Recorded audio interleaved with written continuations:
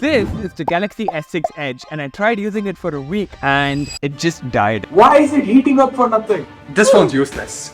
Oh! Why do I keep doing this to myself? The Galaxy S6 for Samsung was a huge deal. It brought a very different design compared to their older phones. It had a lot of good and bad changes compared to its predecessors. And this was my first Android phone. I really want to see how does this hold up 9 years later. Trust me when I say it, it's not fun using an older phone. Just like the iPhone 5s, I want to make sure I can use this as my main phone. And so far, I could log into my Google account and download apps. Some apps like WhatsApp still get updates. Most of them don't, but they all still work. There are some exceptions. I can't download X from the Play Store, but since this is Android, I can just find the last supported version, which turns out to be our good old Twitter. And it works. The app situation here is way better than the iPhone 5s, but I have a small problem. This phone has so much bloatware. It has the whole Microsoft suite, Facebook, Instagram, WhatsApp. I can't uninstall some of them, which kind of sucks. Before I missed this phone has Google Plus pre-installed, but it doesn't work anyways. Does anyone remember Google Plus? Look, I know I can root this phone, slap a custom ROM and call it a day, but I really want to see if this phone's last update, which is Android 7 from 2016, can even hold up in 2024. It's pretty funny the iPhone 5 as a phone from 2013 got updates till 2019, or the iPhone 6s from 2015 got updates till 2022. I'm so glad Samsung fixed their software support with their newer phones. And I'll be back in a week. It's been a week.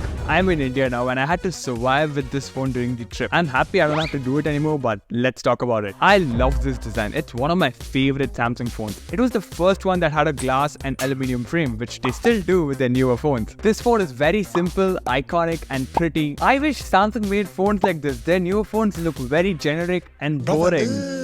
This is not modern, it looks very outdated compared to newer phones, but for a 9-year-old phone, this is still good. It looks way better than the iPhone 6 or 6s. Also, I love the size of this phone. It's not too small or too big, it's just perfect. It's very thin and light as well. I wish they still made phones in this size. Apple and Samsung are planning to make their next phones even bigger, which is kind of sad. I'm glad it has a fingerprint scanner. It's slow, but it's better than typing out your passcode. In 2015, people hated this design because Samsung went back on a lot of ways. They removed the SD card slot, it had a non-removable battery, no IP rating. In hindsight, we rarely see phones with removable batteries and SD card slots. Also, there are some gimmicky things like an IR blaster and a heart rate sensor. I remember using the IR blaster to randomly turn off projectors in my class back in the day. Why did I even do that? The heart rate sensor is cool if you don't have a watch. Samsung's been adding these since the Galaxy S5, but they abandoned it with the Galaxy Note 10 because nobody used it. This phone made me realize how much I miss the notification LED on newer phones. They should definitely make a comeback. What I don't miss is the micro USB port. I hate I have to use this to charge this phone. I literally could only find one in my house. USB-C came to Samsung phones with the Galaxy Note 7. Thankfully, there's wireless charging. And lastly, I can't talk about the design without talking about the curved display. This was Samsung's first dual-sided curved phone. It just looks very cool. They added so many features to make it useful, which I'll talk about soon. But I don't really like curved displays. They cause random reflections, they break easily, and you get accidental touches. Some people like it, even budget phones have them now, but Samsung put an axe to it with the S24. But the display is amazing for a 9-year-old phone. It was the best in 2015 and it's still good in 2024. It's not the brightest, it doesn't have a high refresh rate, but it's an OLED display with very good color accuracy and vibrance. You know what's funny? This display has a higher resolution than the Galaxy S24. Now, 1080p and 1440p don't make a lot of difference for a small phone like this, but everything looks very sharp here. Also, the brightness is not the greatest, it's pretty dim. It's 40 degrees out there right now. I can't even see the phone. And that's where all the positives end. This phone's a top contender for the worst old phone I've used. Yes, it's worse than the Windows Phone and the iPhone 5s. Look, it can do all the basics. You can call Rick Astley and listen to his hits, text, browse the internet, only if you wish to do all of them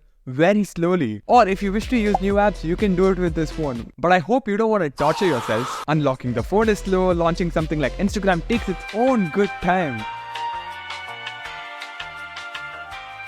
Oh, there you go. You can't have multiple apps in the background. Split screen is one of my favorite Android features, but it destroys this phone. If you haven't noticed it by now, the performance is the most annoying part of this phone. It's just very hard to survive with it. It's just sad to see a 2015 phone being slower than a 2013 phone. By the way, this was one of the fastest Android phones in 2015. It had an Exynos chip, but guess what? Exynos was very good in 2015. This was Samsung's only flagship that had Exynos everywhere. It beat the Snapdragon 808 and 810, which were overheating monsters. Not like like this phone doesn't overheat. This phone gets hot for small tasks. Imagine when you push it to do multiple things at once. You'll have a Note 7 moment. What's even more funny is the iPhone 6 has leapfrogged the whole competition in 2015. And I know the culprit, Samsung's software. Look, this phone was fast in 2015, but as it got updates, it just got slower and slower. You know the myth of Samsung slowing down older phones with updates? This phone's a prime example. My main problem is the bloatware. Why are there so many apps pre-installed? I can't even uninstall them. The least I can do is to disable them. Why are there 2 different browsers, assistants, gallery, app stores? Why is there so many things in this phone? Most of this phone's resources are being eaten up by Samsung's heavy software. This is the first phone where I've seen apps crash randomly. I think it's a blessing in disguise this phone didn't get more updates. I'm so glad Samsung isn't doing this TouchWiz nonsense anymore. One UI is literally the best Android skin right now. It strikes a good balance with simplicity and features. It doesn't bog down older phones a lot too. I had the Galaxy S20 until 2024 and that phone is not at all slow 4 years later. That's very impressive. They also fixed their software update game. Ever since the S10, their phones have been getting 3 or 4 years of updates. The S24 is getting 7 years of updates. But I have an interesting idea with the Galaxy S6 and a sub to this channel would be gold. We're on the race to hit 100k subs by the end of this year, so make that happen. Not all is bad with the software though. The amount of features in the S6 is insane. They had edge panels where you could have apps, weather, stocks, contacts or even tasks. When the display is turned off and you swipe your finger at the edge,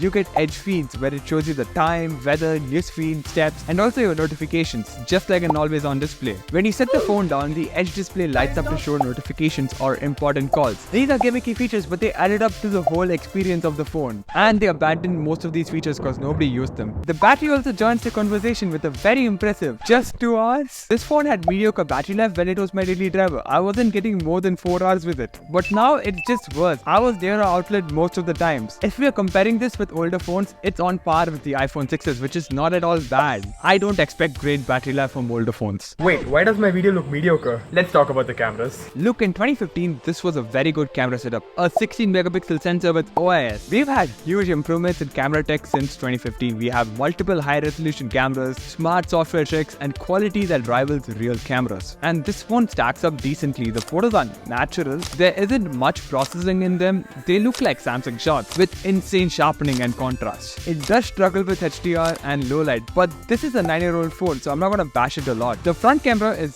good for a 9-year-old phone. It takes some decent shots, but it does a lot of skin smoothing. Here's some trivia. The first few videos on this channel were shot on the Galaxy S6. And the 4K videos from this phone are decent at daylight, but not great at low light. Also, this phone does a weird thing where it only records 4K videos for 5 minutes. What? Honestly, the front video is fine. It's not too good or not too bad. If it isn't pretty obvious, I'm not going to be recommending this phone, and I'm pretty sure no one's using this in 2024. It doesn't get any more security updates. It's pretty outdated, so you'll be basically risking it to use this phone, like me. Also, this phone might be like $10 or $20. I'm not sure.